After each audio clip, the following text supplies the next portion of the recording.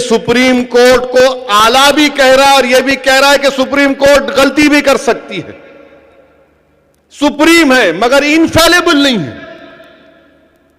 वहां पर मीडिया के मौजूद लोगों ने कहा कि क्या कह रहे हैं सुप्रीम कोर्ट के बारे में। मैंने कहा प्यारे, मैं नहीं कहा, एक सुप्रीम कोर्ट के रिटायर्ड चीफ जस्टिस ने कहा था, जेएस वर्मा ने, कि supreme court is supreme but not infallible. Supreme है मगर गलती कर सकती है, इनफेलेबल। बोले कौन बोले? मेरा जेएस वर्मा, क्योंकि वो जर्नलिस्ट पढ़ा लिखा था। नीचे मुंडी कर लिया। मेरा क्यों? आंखा मिलाओ। बोले क्यों खामोश हो गए तुम? क्योंकि वो ये वही जज है वर्मा साहब जिन्होंने हिंदुत्व के बारे में जजमेंट लिखा था। हिंदुत्व के बारे में जेएस वर्मा ने जजमेंट लिखा था। जब बाल ठाकरे का केस आया था तकरीर का, तो जेएस वर्मा ने हिंदुत्व के बारे में कहा था कि हिंदुत्व क्या है। खामोश हो गए। और यही जेएस वर्मा थे जिन्होंने नेशनल ह्यूमन राइट्स कमीशन के चेयरमैन थे। जब गुजरात का फसाद हो रहा था तो उन्होंने बड़ी सख्त रिपोर्ट दी थी गुजरात की हुकूमत के खिलाफ। अब इनको हजम नहीं हुआ कि कैसा पकड़ना इसको। मैं आज भी कह रहा हूं कि इंशाअल्लाह ताला अल्लाह के फजलो करम से नबी करीम सल्लल्लाहु अलैहि वसल्लम के सदक़े और तुफैल में औलिया अल्लाह की दुआओं की वजह से, आपकी दुआओं की वजह से अल्लाह मुझे हमेशा बचा कर रखेगा और तुम नहीं पकड़ सकोगे मेरे को। तुम पकड़ने जाओगे, तुम पकड़े जाओगे इंशाअल्लाह ताला। अब आप बताइए, हमसे मीडिया वाले पूछते हैं तुम क्यों बोले ऐसा? जो दूसरे लोग थे वो सब मान लिए, तुम क्यों नहीं मानते? हम इसलिए नहीं मानते क्योंकि हम अल्लाह को मानने वाले हैं। हम इसलिए नहीं मानते क्योंकि हम रसूल अल्लाह सल्लल्लाहु अलैहि वसल्लम के उम्मती हैं। और सुप्रीम कोर्ट के फैसले के बारे में मैंने जो कहा वो दस्तूर के दायरे में उसकी इजाजत है। जो मानते उनको तुम गोद में बिठा लो, दूध पिलाओ। जो मानते तुम उनको अपना महबूब बना लो। क्योंकि मैं जिसकी इश्क में मुब्तला हूं, जो जिंदगी की मेरी जुस्तजू है, मुझे नहीं मालूम कामयाब होगा नहीं होगा। माने जो आपकी ताईद कर दे बड़ा अच्छा है। ओवैसी ने कहा है तो ये गड़बड़ के लिए कह रहा है। नहीं, गड़बड़ के लिए नहीं कह रहा हूं। मीडिया के लोग पूछते कि सारे हिंदुस्तान में सब बोल रहे ओके ओके ओके, तुम क्यों ओके नहीं बोलते? मैंने कहा इसलिए ओके नहीं बोल सकता हूं मैं क्योंकि जमहूरियत में मुखालिफत करना जरूरी है, वरना डिक्टेटर बन जाती है। मेरे अजीज दोस्तों और बुजुर्गों, ये सुप्रीम कोर्ट का फैसला सुप्रीम है, but supreme is not in supreme but not infallible. क्या सुप्रीम कोर्ट? अब आप बताइए, ये आपका घर है, आपको मैं जाके आपका घर तोड़ दिया और तोड़ने के बाद हम जाते एक जज साहब के पास, मैंने समझाने के लिए बोल रहा हूं, तो जिसको हम सालिस बनाते, आर्बिट्रेटर, जज बोले तो पकड़ लेंगे, आर्बिट्रेटर, मैं आपका घर तोड़ दिया, घर से बाहर निकाल दिया आपको। एक आर्बिट्रेटर के पास गए। आर्बिट्रेटर जो है मोटे ताजे थे, उनके भी चेहरे पे दाढ़ी थी, ऐनक पहनते थे, कुर्ता पैजामा भी पहनते थे। शायद कुर्ते का फुल साइज नहीं था, आधा था होगा, नहीं मालूम, समझाने के लिए, किसी पे टिप्पणी तनकीद करने के लिए नहीं। तो खैर उनके पास गए तो उन्होंने बोले कौन तोड़े घर तुम्हारा? तोड़ने वाला ये। बोले नहीं, तोड़ने वाला घर बना के रहेगा तू, तेरे लिए बाहर जमीन दे तुम। ये कोई बात है? मेरा घर तोड़े, तोड़ा मेरा घर और तोड़ने वाले को मेरा घर दे रहे आप? वाह! What a wonderful thing to do. घर मेरा तोड़े ना, मेरा घर तोड़ा तो मेरे को मिलना ना, तोड़ने वाले को मिलना। बोलो आप, जिसका घर तोड़ा उसको मिलना ना। अब जो तोड़े उनको मिल गया। अब उनको क्या बोल रहे, प्यारे तेरे को तेरा घर कितना था, 2.77 था, तेरे को 5 एकड़ देते, ले ले। अरे अच्छा, तीसरी बात सुनिए, तीसरी बात यह है, हम क्यों उस फैसले से मुतमईन नहीं है। हमें मालूम कि सुप्रीम कोर्ट सुप्रीम है, बट नॉट इनफेलेबल। अगर बाबरी मस्जिद इलीगल थी, यह चीज अगर कोई इलीगल है, अगर आप इसको तोड़ दिए, इस माइक को आप तोड़ दिए, इलीगल है, तो आप पे केस नहीं बुक होना ना। अगर आप इसको तोड़ दिए, ये गैर कानूनी है, आप इसको तोड़ दिए, तो मैं कैसा बुक करूंगा केस आपके ऊपर। ये ऑल इंडिया रेडियो का है बाय द वे। अगर आप आकर ऑल इंडिया रेडियो का तोड़ दिए और आप बोलेंगे भैया इलीगल है, तो केस तो नहीं बुक होना ना, आप पे नहीं होना ना, केस बुक नहीं होना ना। फिर अडवाणी पे केस क्यों चल रहा है? अडवाणी पे केस क्यों चल रहा? फिर अगर यह इलीगल है तो अडवाणी पे केस क्यों चल रहा? और अगर यह लीगल है तो फिर अडवाणी को क्यों मिल रही जमीन? वो समझे? फिर समझाऊं? नहीं समझाता हूं, समझ गए ना? अगर बाबरी मस्जिद इलीगल थी तो फिर वो तोड़ने वालों को क्यों मिली? और अगर लीगल थी तो फिर उनको क्यों दिए? अगर इलीगल थी तो अडवाणी पे केस निकाल दो, और अगर लीगल थी तो फिर मुझे दो। अरे ये कैसा बताओ आप? अब जब हम ये बात करते तो मुझे मालूम कि कल मीडिया सुबह फजर के बाद शुरू हो जाएंगे, अब रात से बोलेंगे मसाला मिल गया, मसाला मिल गया। अब छोड़ना नहीं है इसको। इन्हें बोला ऐसा, अडवाणी को बोला, हमारे प्यारे को बोला, अरे तुम्हारे प्यारे हों दो, तुम्हारे सगे हों दो, जो इलीगल और इलीगल है वो तो बोलना पड़ेगा। अगर बाबरी मस्जिद इलीगल थी तो केस क्यों चल रहा है? और अगर बाबरी मस्जिद लीगल थी तो फिर क्यों किसको दे रहे आप? बुनियादी सवाल है। अब वो 1045 पेज का जजमेंट खोल के बयान करे तो फजर हो जाती। मैं थम्स अप हूं, मैं मोदी जी की तरह पढ़ा लिखा हुआ नहीं हूं। गलती से सालारे मिल्लत ने मुझे लंदन भिजाकर बैरिस्ट्री की डिग्री कराई, फिर भी I am only thumbs up.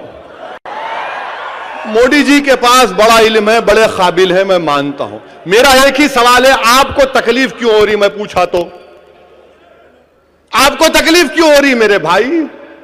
मेरा बुनियादी सवाल है। अब हम ये फैसले से मुतमईन क्यों नहीं है? मेरा जो लड़ाई है, मेरा कानूनी राइट है बाबरी मस्जिद, जिसको अंग्रेजी में बोलते हैं लीगल राइट। मेरी बाबरी मस्जिद मेरा लीगल राइट है।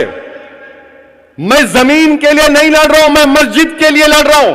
और उलमाए कराम ने बता दिया, हसन फारूकी ने अपनी तकरीर में कहा, उलमाए कराम ने कहा कि मस्जिद तहत सूरा से लेकर मस्जिद ही होती है।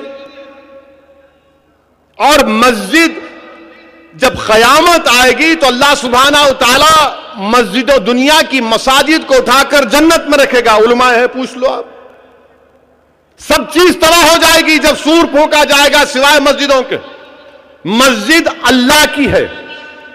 और आज जो लोग मुझे फोन करके बोल रहे हैं कि तुम्हारी ये बात सुन के बड़ी तकलीफ हुई, क्यों तुम नहीं मान लेते इस बात को? मैंने कहा मिस्टर, आप बहुत पढ़े लिखे हैं, आप काबिल हैं। मस्जिद क्या आपके अब्बा के जहेज में आई थी क्या? नहीं आई थी।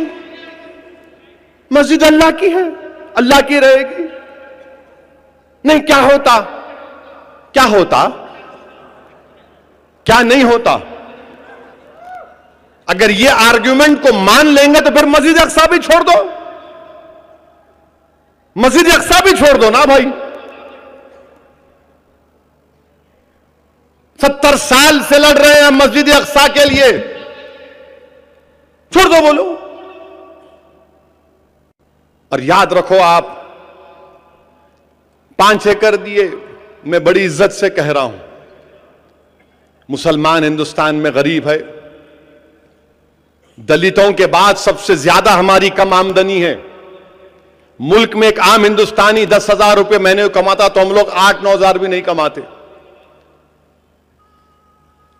बेरोजगारी है, किराए के घर में रहते हैं, जेलों में हम भरे हुए हैं अंडर ट्रायल के तौर पर, हमारे महल्ले जात में तरक्की नहीं होती,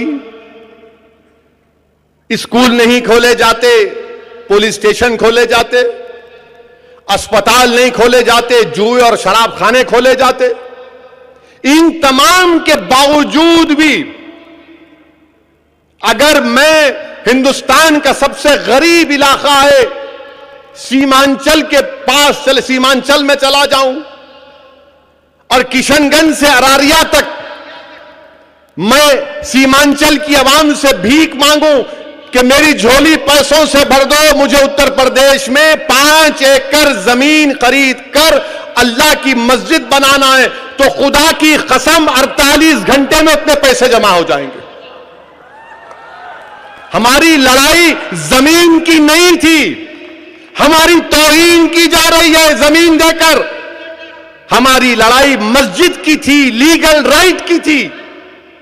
हमको भीख में नहीं चाहिए कोई चीज, हमको हमारा हक है तो दो, हमको भिखारी समझकर मत देखो। हम हिंदुस्तान के बाइज्जत शहरी हैं, हम कोई किराएदार नहीं है, हम कोई फकीर नहीं है, भिखारी नहीं है कि तुम्हारे फेंके हुए टुकड़ों पर जिंदा रहेंगे हम। लड़ाई लीगल राइट की है। इसीलिए all India Muslim personal law board के जिम्मेदारों ने कहा कि हम मुतमईन नहीं है। बिल्कुल सही बात। अब आपको बड़ी तकलीफ कि सब लोग राजी हो गए, ये लोग कौन है? तो याद रखो, हम लोग दीवाने हैं, पागल हैं। और जब दीवाने पागलों को अक्लमंद की बात समझ में नहीं आती, जो अक्लमंद हैं वो मोदी जी मोदी जी मोदी जी कर रहे हैं, और जो दीवाने पागल हैं वो मस्जिद मस्जिद कर रहे हैं। अब आपको फैसला करना है। हम तो all India Muslim personal law board के साथ हैं और रहेंगे इंशाअल्लाह। और मैं दारुस्सलाम के इस तारीखी डाइस से वो जो तमाम वकला हैं जिन्होंने इस केस में बड़ी मेहनत की, खास तौर से जनाब धवन साहब 80 साल के ज़ईफ हैं। इस शख्स ने घंटों सुप्रीम कोर्ट में ठहर कर बाबरी मस्जिद की बाजियाबी के लिए बहस की।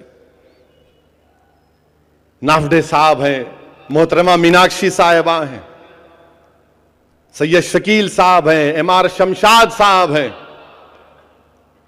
कई वकला हैं जिन्होंने रात भर बैठकर तैयारी की।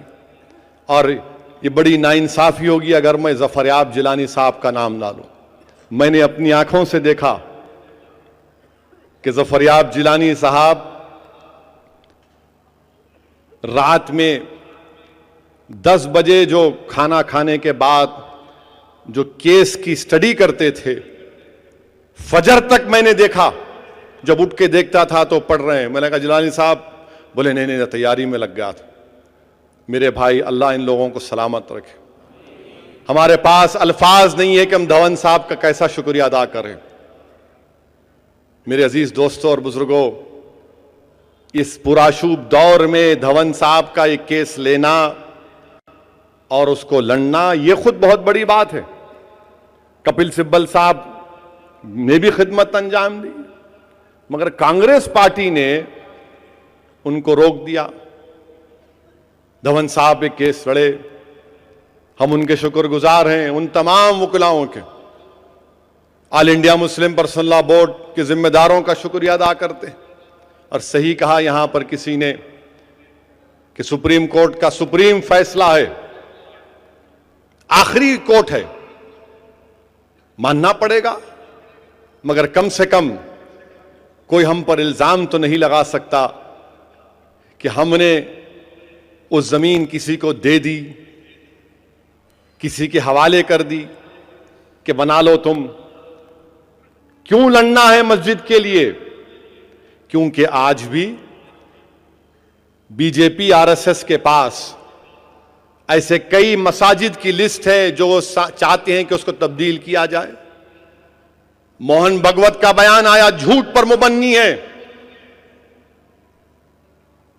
क्या मैं चैलेंज कर रहा हूं आरएसएस के जिम्मेदारों से, पूछता हूं कि तुम ये कहते हो कि काशी और मथुरा की मस्जिदों का तुम्हारे पास नहीं है तो केस विड्रॉ करो ना।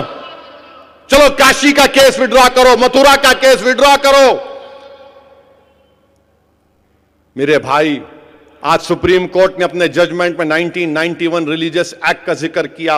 वो एक्ट ये कहता है कि 15 अगस्त 1947 को जो मजहबी इबादत गाहें थी वही बरकरार रहेंगी। मगर क्या है मालूम आपको मथुरा काशी के बारे में? ये संघ परिवार के लोग क्या बोलते हैं, नहीं मस्जिद की बात नहीं कर रहे, मस्जिद के अंदर जो तय खाना है हमारा है। लखनऊ की टीले वाली मस्जिद आपकी जरूर है, मगर वो मस्जिद के सामने का आंगन हमारा है। आप बताइए, ये लोग हमसे कह रहे हैं और हम ये समझ रहे हैं कि हम आंख बंद करके यकीन कर लेंगे। 1989 में बीजेपी ने पालमपुर रेजोल्यूशन में राम मंदिर का जिक्र किया। 1960 में विश्व हिंदू परिषद बनी। जब विश्व हिंदू परिषद बनी तो राम मंदिर का जिक्र नहीं था। 60s के एंड में, बल्कि 80s में तहरीक शुरू हुई। 89 में पालनपुर का रेजोल्यूशन 92 में शहीद कर दिया गया। और यह अजीब इत्तेफाक है कि नरेंद्र मोदी जो आज हमारे हिंदुस्तान के वजीर आजम हैं, वो अडवाणी की रथ यात्रा के सामने भाग रहे थे। अडवाणी की रथ यात्रा के सामने भाग रहे थे और इस अडवाणी की रथ यात्रा जहां कहीं भी गई, फसाद हुआ, इंसानियत बर्बाद हुई। आज मस्जिद शहीद क्यों गई? मोदी प्राइम मिनिस्टर बन गए, अडवाणी को पद्मश्री दिया गया। और आज अडवाणी कहती हैं कि राम जन्मभूमि की तहरीक आजादी की तहरीक के बाद सबसे बड़ी तहरीक थी। मिस्टर अडवाणी, आजादी की तहरीक एक पाक तहरीक थी जिसमें हम तमाम ने अपना खून बहाया था अंग्रेजों से गुलामी से छुटकारा हासिल करने के लिए। आपकी इस तहरीक को उस आजादी की तहरीक से हरगिज मत मिलाइए। कम से कम मुजाहिदीन आजादी की तौहीन तो मत करो अडवाणी। मेरे अजीज दोस्तों और बुजुर्गों, अगर बाबरी मस्जिद शहीद नहीं होती तो कोर्ट क्या फैसला देता बताओ मेरे को? अगर वही मस्जिद बरकरार रहती तो क्या कोर्ट बोल सकता था कि तोड़ो इसको, तोड़ के दो? किसने तोड़ा फिर? ये लीगल और इलीगल की बात को जहन में रखना, हमेशा हमेशा रखना इस लीगल और इलीगल की बात को। और लोग मुझसे आज पूछते हैं, मीडिया के लोग, कि तुम कब तक ये बात करते रहोगे बाबरी मस्जिद की?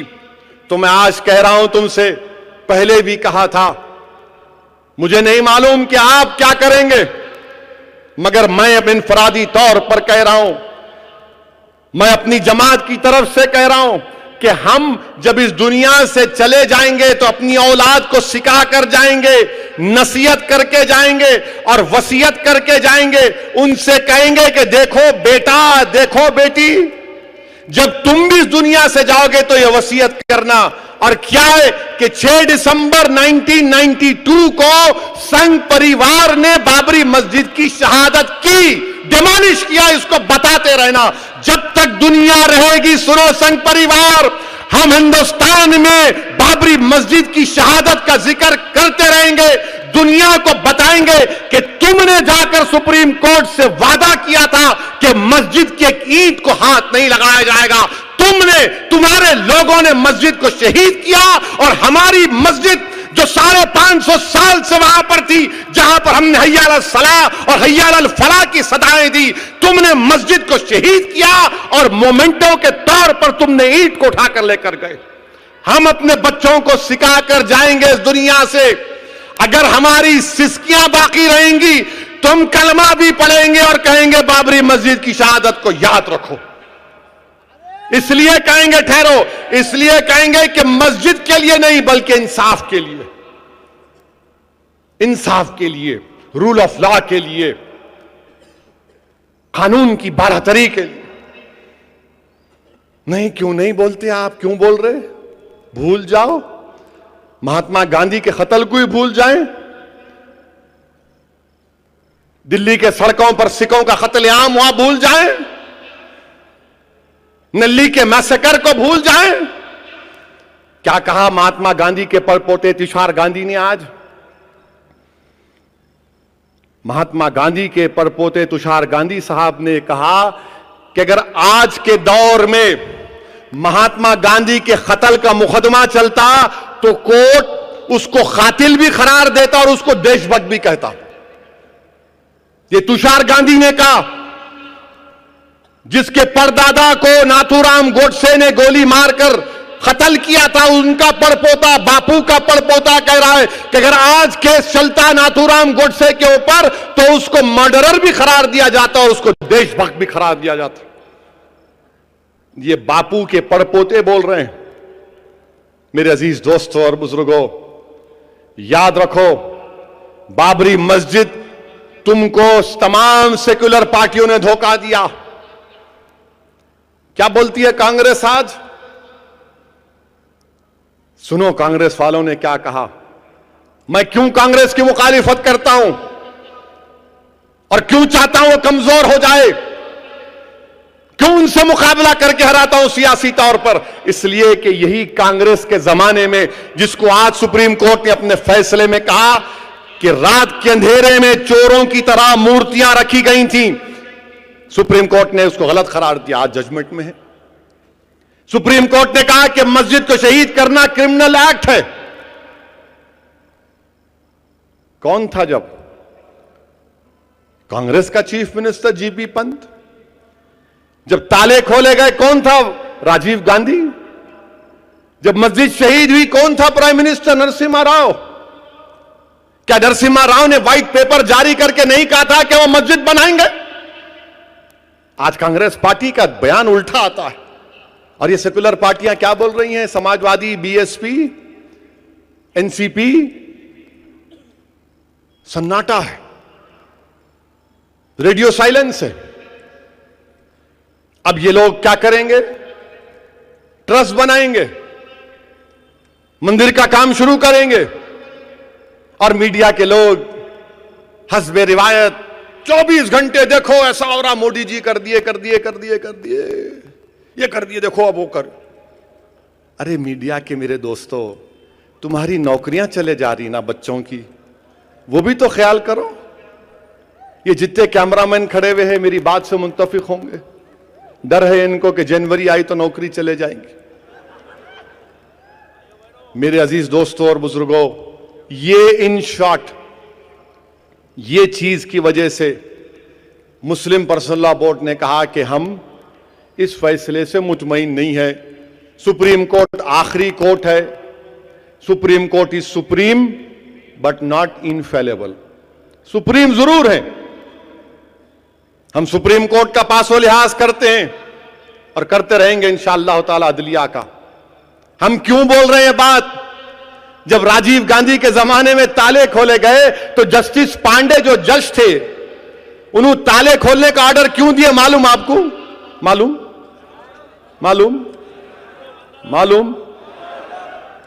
क्या मालूम फिर तुम लोगों को? खाली हीरो हीरोइन के नाम मालूम, गाने मालूम, मेरे अजीज दोस्तों, जज साहब अपनी किताब में लिखे कि जब मैं कोर्ट में गया था तो मैंने देखा मेरे कोर्ट के सामने काला बंदर बैठा हुआ है। नहीं, मैं सही कह रहा हूं, काला बंदर बैठा हुआ है और कोर्ट के झंडे को पकड़ के बैठा हुआ है। लोग जाके उसको बोल रहे अखरोट खा, उन्हें बोल रहा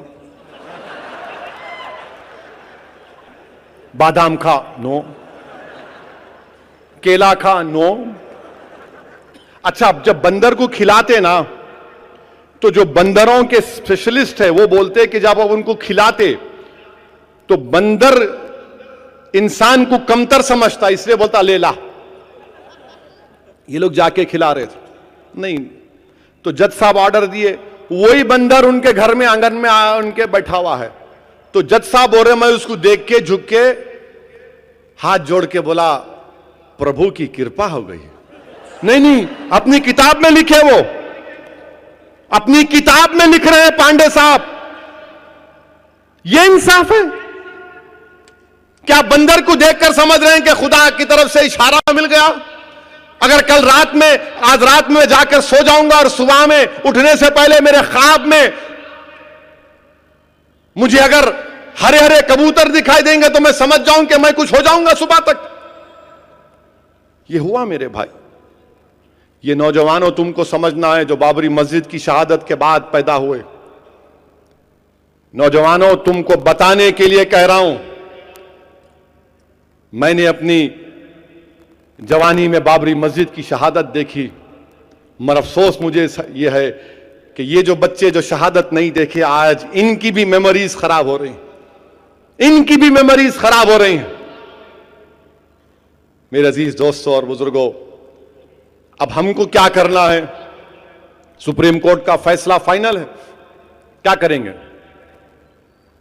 हाथ पे हाथ रख के रोते बैठ जाएंगे? आहें भर के हाथ मसल के बैठ जाएंगे? नहीं। पहला काम हमको यह करना है कि हम इंशाअल्लाह ताला नाउम्मीदी को हमारे करीब आने नहीं देंगे। और मैं तुमसे एक भीख मांग रहा हूं, मैं तुमसे